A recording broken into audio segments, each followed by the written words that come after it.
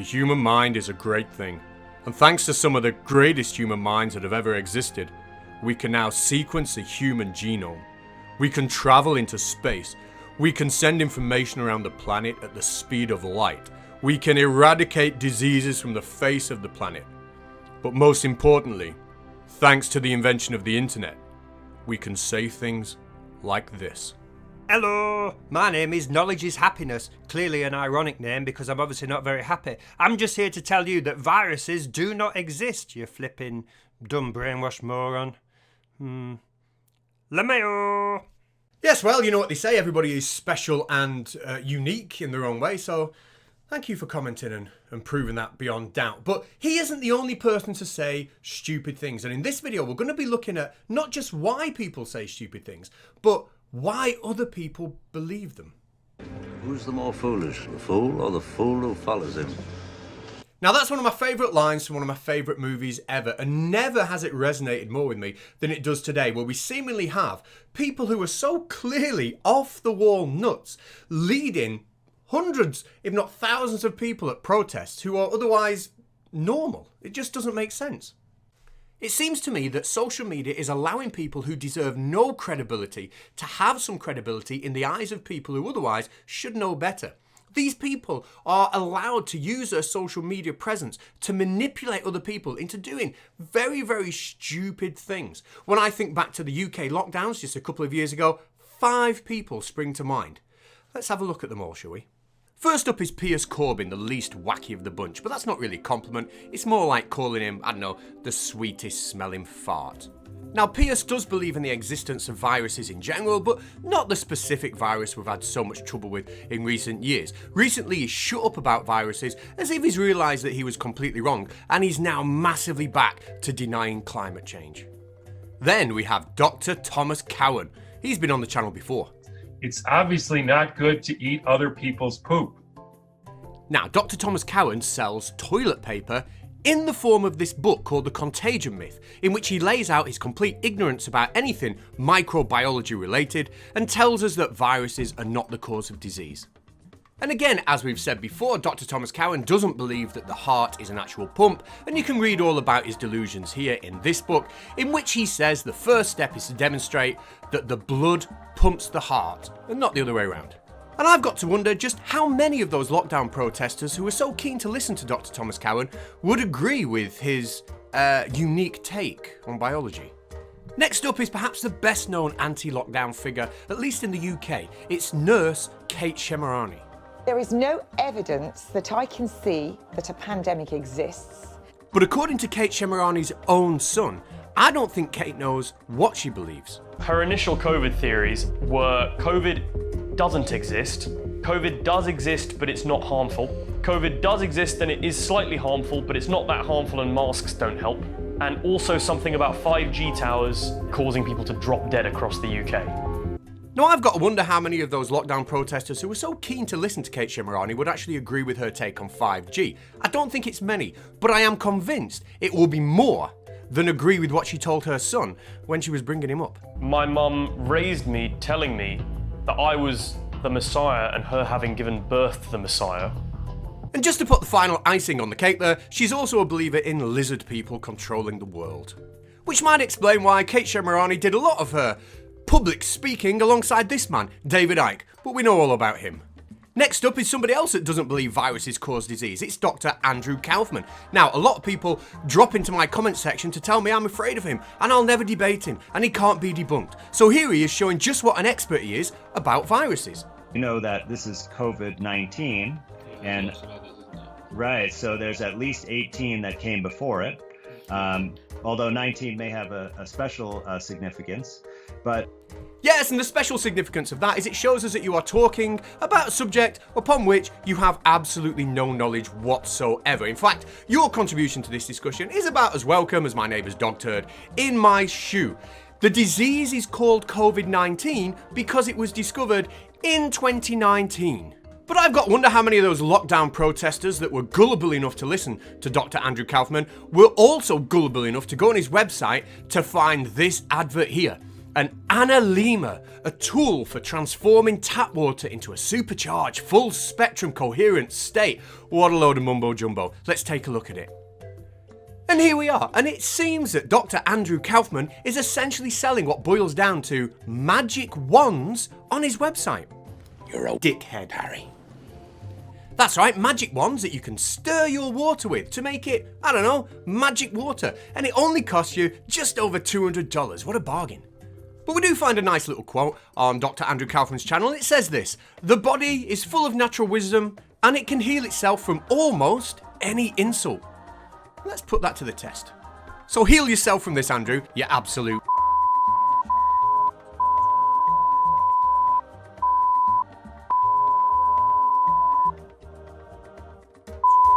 So like I said in that clip, I really do have to ask how many of those probably otherwise normal people that went down to lockdown protests, how many of them actually fully researched the extent of the beliefs of Shemirani and Cowan and Kaufman. I have had people in my own personal life, people that I used to consider friends, tell me that I need to research these people because as a science teacher, I'm not privileged to true modern science. I'm just asleep and blinded by scientism, parroting stuff I don't understand. And when I explain to them, but actually I do know these people, that I have a YouTube channel dedicated to debunking their misinformation, when I tell them that Kate Shemirani actually believes she's given birth to the Messiah and believes in lizard people, or that Thomas Cowan doesn't believe the heart is a pump, or that Kaufman sells magic wands for water, they stop listening to me and they stop talking to me. They take it as a personal insult. Almost as if I'm making them look stupid by disparaging the people that they've put on such a high pedestal, when really it's down to them for not having done their research, despite being the people who claim they're doing the research. Now, like I said, they don't speak to me anymore, and I know they don't watch my channel, so, fuck them. I think they've been radicalised, and here is Kate Shemirani's son on how she believed that Kate Shemirani was radicalised by social media. Although my mum is the leader, the way I watched her get radicalized, she'd go on the internet and take little pieces of different people's philosophies. So it'll be, a Reddit post over here, a blog post over there. And it's almost like a leaderless, headless entity. And it does seem to be that pick and mix mentality, doesn't it? It seems to be that they are pretending that a source is credible and capable of logical thinking by simply disregarding everything stupid they say until they're left with only the things they already agree with. We're going to forget the fact that Kate Shemirani thinks that she's given birth to the Messiah because that's obviously stupid, but I probably agree with what she says on vaccines, so I'm gonna just incorporate that and pretend that she's still credible. I'm going to pretend Thomas Cowan is credible by ignoring the fact he thinks the heart isn't a pump, because what he says about vaccines is something that I agree with. I'm going to pretend that Kaufman is credible, even though he sells magic wands on his website, because he's got something to say about pathogens that I agree with. It seems to be, well, we've already talked about confirmation bias on this channel quite a lot. And it is quite staggering that these people have been put on a pedestal while all the obvious flaws and lack of ability to think critically are ignored by the followers. Now, I suppose that's putting it in layman's terms, but is there a biological reason that people might think this way? In 2018, Jan Willem van Perugen, I hope I've pronounced that right, carried out research in which he investigated the link between pattern recognition and conspiracy beliefs. The paper is free to view online. Simply type in the title you see on the screen into Google and you'll be able to find it. Now, this investigation consisted of a number of different studies. What you're about to hear from me is a summary. If you are interested, please go and do read the entire paper. Step 1, the subjects all witnessed 10 sets of 10 random online coin tosses. Step 2, the subjects were then asked to what extent did they believe they could see patterns in these random sequences of heads and tails. And step 3, they were surveyed to find out to what extent they believed in conspiracy theories and the supernatural. And the results were fascinating. The x-axis of this graph is a measure of how strongly somebody agrees that they can see a pattern. Here's the results for the coin tosses. What we can see is that the people that most strongly believe they could see pattern in coin tosses are believers in the paranormal and conspiracy theorists, whereas the people with the lowest agreement that they could see patterns in coin tosses were the skeptics. But the study didn't stop there. They also decided to investigate how readily people would spot patterns in visual presentations, such as paintings. To do that, one group were asked to study Varsley paintings, which are clearly structured and clearly contain patterns. Another group were asked to study polyp paintings, which are far less structured, and it's far harder to spot patterns within them, given that they look as if they've been painted by a unicorn jizzing on a rainbow. And when the results were in, perhaps it's no surprise to hear that almost everybody spotted patterns in the structured Varsley paintings. But when it came to the polyp unicorn jizz paintings, the overwhelming majority of people who claimed they could spot patterns in them were also conspiracy theorists and believers in the supernatural. Now, like I said, this is just a summary of the paper. It's well worth the read. There were several studies contained within it, and here's another one that talks about spotting patterns in life. And again, surprise, surprise, those people that highly agree life has observable patterns in it are those believers in the paranormal and conspiracy theories. Now, spotting patterns in otherwise random events and objects has a name, and it's called illusory pattern perception. And it turns out that there may actually be a very real biological reason for it. This paper here, which again is freely available online, just Google the title and you'll be able to find it very, very easily, suggests that there is a link between recognizing patterns in random events and random objects and dopamine availability due to your genetics. In other words, people with a higher dopamine level in their system may be more prone to have unfounded beliefs in conspiracies and the supernatural. Now, I made some videos on Dr. John Campbell lately and how some of his subscribers seem to imagine a link between a particular medical intervention and excess deaths that are occurring right now. And I'm convinced that if they'd have actually looked at the data themselves before seeing this or allowing this link to be formed on social media, I'm convinced they wouldn't have fallen down that trap. But I think looking at these social media posts and videos is allowing them to recognize patterns that simply don't exist. And once that pattern is made, it's very difficult for them to break it, especially when they then use it as an excuse to sit in echo chambers and, as Kate Shemirani's son said, pick out comments that only supports and reinforces that pattern that they think they're saying. Maybe if they'd have looked at the data first, they never would have gone down this rabbit hole. Who knows? But having said that, we can't forget that some people are also just fundamentally stupid. Hello, he's talking about me. Are you ready?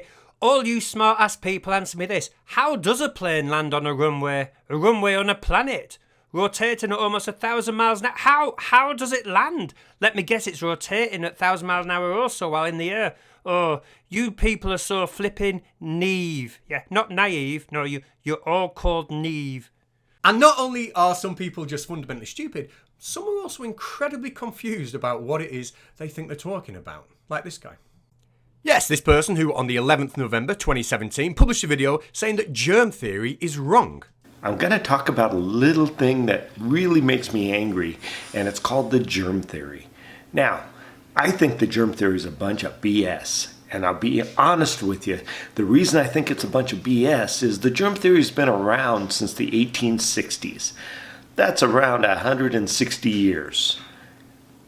It's still a theory. Yeah, that guy who made a video about germ theory while obviously not having the first clue what germ theory means.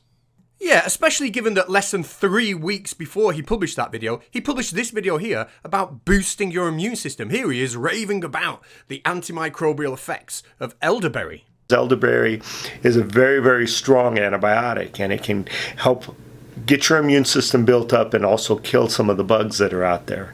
Yeah, now I don't know where to begin with that kind of contradictory nonsense. So I won't begin there. I'll end it there. Goodbye.